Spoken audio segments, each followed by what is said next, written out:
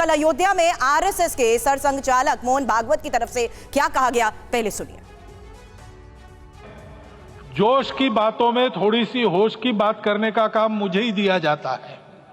राम राज्य के सामान्य नागरिकों का जो वर्णन है, हम भी इस गौरवमय भारतवर्ष की संतानें हैं। कोटि कोटि कंठ उसका जयगान करने वाले हमारे हैं। हमको इस प्रकार के व्यवहार को रखने का तप आचरण करना पड़ेगा। हमको भी सारे कलह को विदाई देनी पड़ेगी। छोटे छोटे परस्पर मत रहते हैं, छोटे छोटे विवाद रहते हैं, उसको लेकर लड़ाई करने की आदत छोड़ देनी पड़ेगी। वो सामान्य नागरिक कैसे थे? निर्दंभ,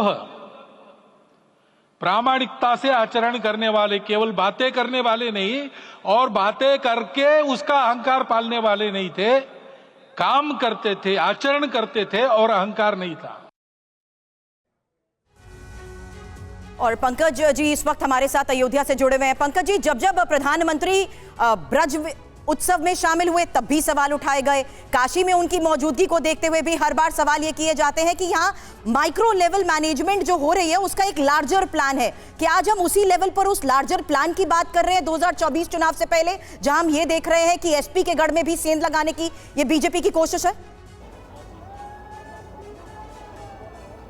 जी हाँ, बिल्कुल। देखिए ना कैसे अखिलेश यादव वीडियो डालते हैं कि शिव मंदिर का या फिर दूसरे विपक्ष के नेता भी कहीं ना कहीं एक जो एजेंडा तय किया गया है। देखिए कोर्ट में मामला है, मथुरा हो या काशी हो, धार्मिक दूसरे स्थल का, लेकिन अगर आप देखें काशी में काशी विश्वनाथ कॉरिडोर की या अभी वृंदावन में देखिए वहाँ भी कॉरिडोर बनाने की बात है, वहाँ पूरा एक मेगा सिटी आसपास बनाया जा रहा है जी। आप उसको प्रतीक स्थल को आगे बढ़ा करके एक धार्मिक वैभव का प्रतीक बनाकर जो मोदी सामने रख रहे हैं वो भी कहीं ना कहीं उसी बात से कनेक्ट करता है।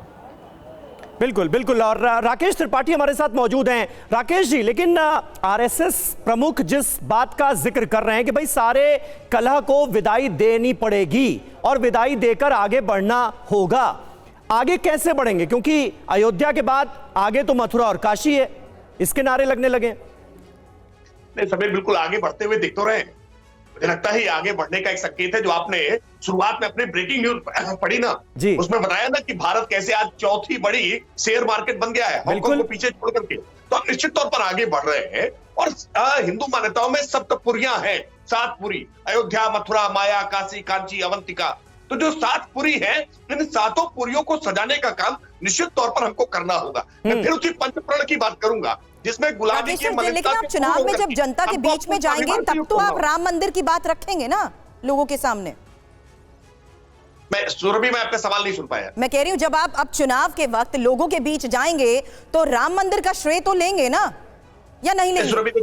देखिए ये बात तो बिल्कुल, इसमें कोई संदेह नहीं है कि भारतीय जनता पार्टी जो कहती है वो करके दिखाती है। मोदी है तो मुमकिन है, इस बात को कहने में कोई गुरेज नहीं है। हमने कहा था अनुच्छेद 370 हटाएंगे, डंके की चोट पर हटाकर दिखाया। हमने कहा था रामलला हम आएंगे, मंदिर वहीं बनाएंगे, डंके की चोट पर बना करके दिखाया है। यानी भारतीय जनता पार्टी जो कहती है। तो राकेश जी मथुरा और काशी को लेकर भी कुछ डंके की चोट पर कहने वाले हैं क्या?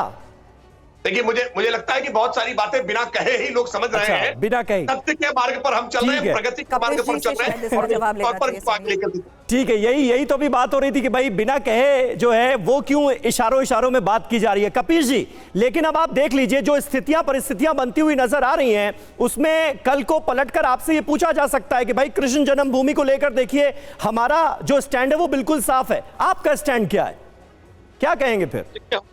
देखिए हम लोगों ने बहुत पहले से एक बात कह रखी, क्या हम इस देश के संविधान को गीता और कुरान मानते हैं। इस संविधान ने ही न्यायपालिका का एक हिस्सा रखा है जजमेंट करने के लिए, और अगर कोई विवाद है तो उसको या तो अमन चैन से आपस में बैठ के सुलझाया जा सकता है या फिर न्यायालय जिस पर जो निर्णय करे। और समाजवादी पार्टी ने राम जन्मभूमि के भी मामले पे यही बात कही थी और सर्वोच्च न्यायालय के आदेश के अनुरक्षण में हमने अपना काम किया था। और दूसरी बात आपको कह रहे हैं, लेकिन पब्लिक परसेप्शन इंपॉर्टेंट हो जाता है ना बड़ा राजनीति में। अब आप देखिए राम मंदिर का फैसला भी तो सुप्रीम कोर्ट से ही आया है ना, उसके बाद ही राम मंदिर बना, लेकिन क्रेडिट किसको मिल रहा है? नहीं, क्रेडिट बिल्कुल इनको नहीं मिल रहा है। कौन कह रहा है कि इनको क्रेडिट मिल रहा है? जबरदस्ती ले करके ओढ़ लेने से लग जाएगा क्या? कह देंगे क्या कि सर्वोच्च न्यायालय में इन्होंने ही बैठ के फैसला लिखा है? ये नहीं कह सकते। और देखिए, जिन पक्षकारों ने ये फैसले के लिए अपना जो है प्रार्थना पत्र दिया, वाद पत्र दिया, लड़ाई लड़ी, सर्वस्व निछावर किया, आज उन्हीं शंकराचार्य के रामालय ट्रस्ट को उस ट्रस्ट में जगह नहीं है, ना निमंत्रण है, ना अखिल भारतीय हिंदू महासभा के राष्ट्रीय अध्यक्ष स्वामी चक्रपाणी महाराज को निमंत्रण है, ना ट्रस्ट में जगह है, और ना ही धर्मदास जी को महाराज ना करिए सर, सवाल इस बीच यही उठाए जा रहे थे और इसको लेकर भी मैंने इसीलिए सवाल किया, इसीलिए ये सवाल किया कि अब आप जनता के बीच जब जाएंगे तो क्या राम मंदिर का ही क्रेडिट लेंगे? हालांकि इस बारे में राकेश जी ने खुलकर जवाब तो दे दिया है